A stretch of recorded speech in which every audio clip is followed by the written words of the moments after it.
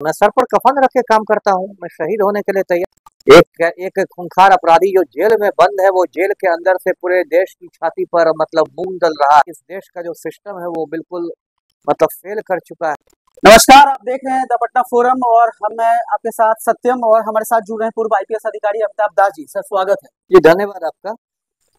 आज हम चर्चा करेंगे कि बाबा सिद्दीकी की जिस तरीके से हत्या कर दी जाती है और लॉरेंस बिश्नोई गैंग सामने से आके समाज के सामने कहता है कि हमने हत्या की है और हमारे टारगेट पे कुछ कॉमेडियन का भी नाम आ रहा है और इस तरीके से हम जो है करते रहेंगे। तो सर इसको आप किस तरीके से देखते हैं, सिस्टम किस ओर जा रहा है?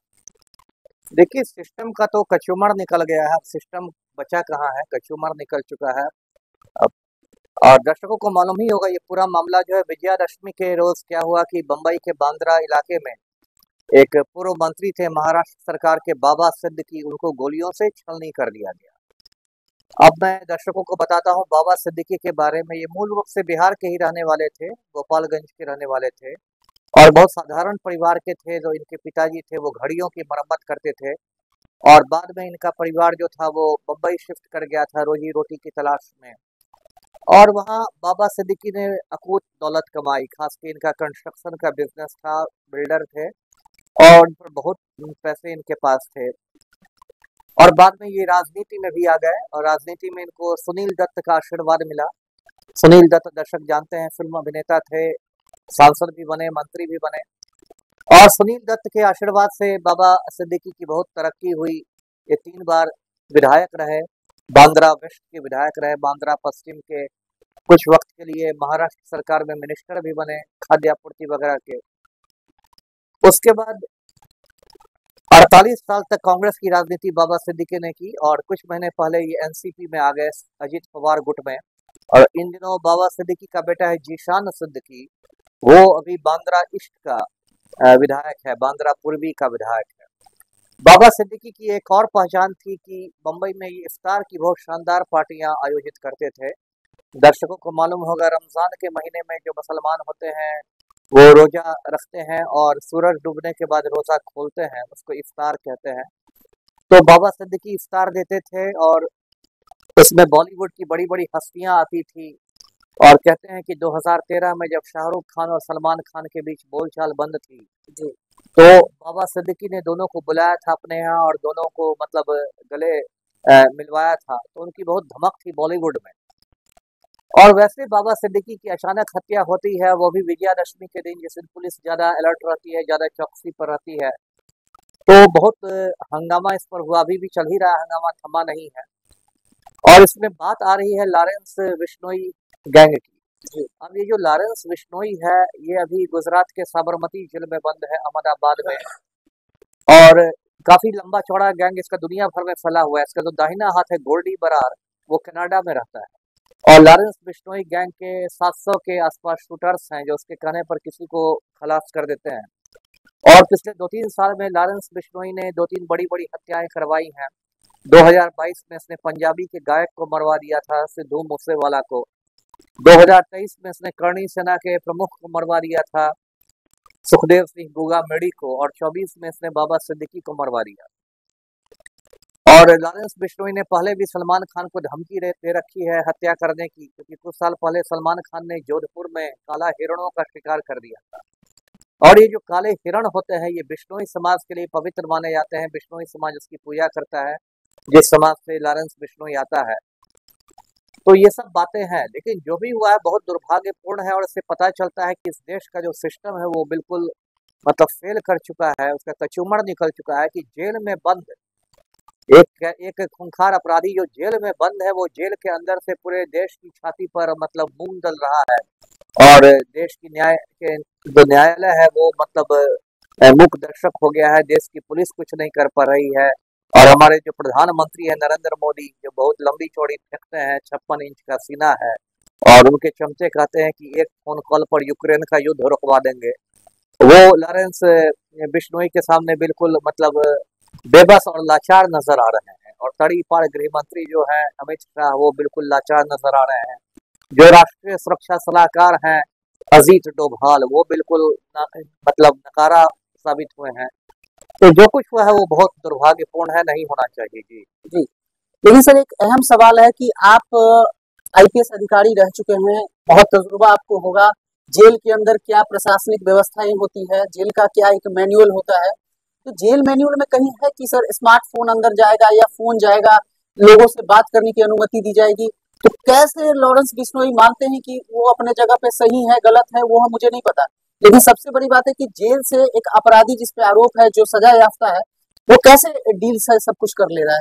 पुलिस क्या उस जेल पे कार्रवाई नहीं होनी चाहिए, चेक नहीं होनी चाहिए, क्या है सिस्टम? बिल्कुल सही कहा आपने। देखिए, पहली बात तो जेल में मोबाइल की तो सवाल ही नहीं पैदा होता कि कैदी के पास मोबाइल रहे। और देखिए, जो ये लोग हैं, मतलब लॉरेंस बिश्नोई जैसे लोग, ये दो ही तरीके से अपना हुक्म भेजते हैं ना जेल के बाहर, या तो मोबाइल के जरिए या फिर जो मुलाकाती उनसे मिलने आते हैं उनके जरिए।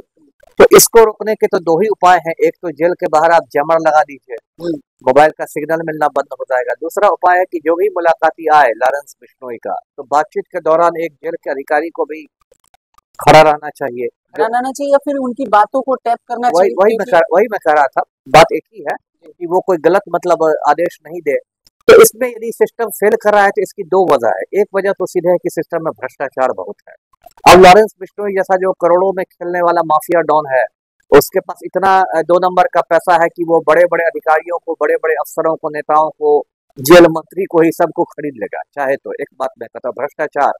दूसरी बात है कि जो बहुत बड़े खूंखार क्रिमिनल होते हैं उन लोग का दहशत भी बहुत रहता है। अब मान लीजिए जेल का है, जेलर है या जेल सुपरिटेंडेंट है, वो तो साधारण नौकरी पेशा लोग हैं, सबका बाल बच्चा, बीवी बच्चा है, और इतना बड़ा खूंखार माफिया डॉन पर कुछ ज्यादा कड़ाई करेंगे तो फिर उनका परिवार खतरे में आ जाएगा। वो शूटर से जिस तरह बाबा सिद्दीकी को मरवा सकता है, वो जेलर के परिवार वालों को भी नुकसान पहुंचा सकता है। मतलब हमारे देश में अब ये हो गया कि सर कानून या न्यायालय या पुलिस की व्यवस्था जो है एक मतलब खूंखार अपराधी के सामने नतमस्तक। वही मैं कह रहा था ना, अभी एक कार्टून में देख रहा था, किसी इंग्लिश अखबार में था कि इस देश में रूल ऑफ लॉ नहीं, रूल ऑफ लॉरेंस है ना। लॉ में ही रेंस लगने से लॉरेंस बन जाता है।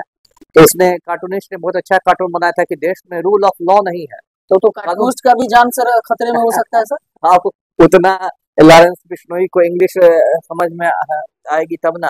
खैर वो बात नहीं है मैं कह रहा, लेकिन पूरे देश के लिए एक शर्म की बात है। ये मोदी जी के चमचे इतने हाँकते थे कि ये तो घर में घुस के मारेगा, मोदी नया भारत है, एकदम दाऊद इब्राहिम को पाकिस्तान से पकड़ के ले आइएगा। अरे जो आदमी हिंदुस्तान, तो घर में घुस के तो मार रहा है ना सर, लेकिन दूसरा पक्ष मार रहा है, वही सिक्योरिटी को धक्का बता दिया। वही बोले ना। और यहाँ हो क्या रहा है कि जो हिंदुस्तान के जेल में बंद कैदी है, जेल में बंद कैदी है, उसको आप नहीं रोक पा रहे हैं। और कभी वो सिद्धू मूसेवाला को मरवा देता है, गुगा मेड़ी को मरवा देता है, इसको बाबा सिद्दीकी को मरवा देता है।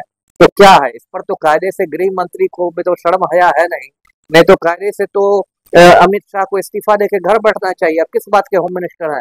इसी देश में, इसी भारत में एक समय में सरदार पटेल जैसे होम मिनिस्टर हुआ करते थे, तो लौह पुरुष कहते हैं, आयरन मैन ऑफ इंडिया। और अब हम ऐसे स्थिति में पहुंच गए हैं कि तड़ीपार गृह मंत्री हैं जिनको ऑपरेशन लोटस से फुर्सत ही नहीं है, जो साल भर इसी में लगे रहते हैं कि किस विधायक को खरीदना है और कहाँ सरकार गिरानी है और कहाँ रिजॉर्ट में विधायकों को ठहराना है और कहाँ चार्टर्ड प्लेन से विधायकों को ले जाना है और कैसे 5 बजे सुबह में राजभवन में नए मुख्यमंत्री को शपथ दिलवा देना है। तो दिन रात जब तड़ीपार इसी काम में लगे रहेंगे तो होम मिनिस्ट्री कौन देखेगा, होम मिनिस्ट्री कौन चलाएगा? सर एक बात बताइए सर, ये थोड़ा व्यक्तिगत होगा। व्यक्तिगत जी, आप इतना बोलते हैं, अपने चैनल पे भी बोलते हैं, आपका चैनल है दास बोले बिंदास, उस पे आप बेबाकी से अपनी बातों को रखते हैं। अब जैसे यूट्यूबर या पत्रकार कहने आते हैं तो उनको भी आप अपनी बात रखते हैं अपने हिसाब से। आपको वह नहीं होता है कि सर आप सिस्टम के खिलाफ बोल रहे हैं, सिस्टम की कुरीतियों के खिलाफ बोल रहे हैं, तो लोग इसको यादों में लेके आपको भी हार्म कर सकते हैं? कर ही सकते हैं। मैं सर पर कफन रख के काम करता हूँ, मैं शहीद होने के लिए तैयार हूँ। जब आप एक बार शहीद होने के लिए तैयार हो जाइएगा तब आप किससे डरिएगा, है ना। जान से बढ़ के तो कोई चीज नहीं ना है। जब आप एक बार शहीद होने का मूड बना लेंगे, सर पर कफन बांध लेंगे, तब आपको कौन डराएगा और कौन क्या करेगा, है ना। तो इस बात का आशंका रहता है आपको? बिल्कुल बिल्कुल।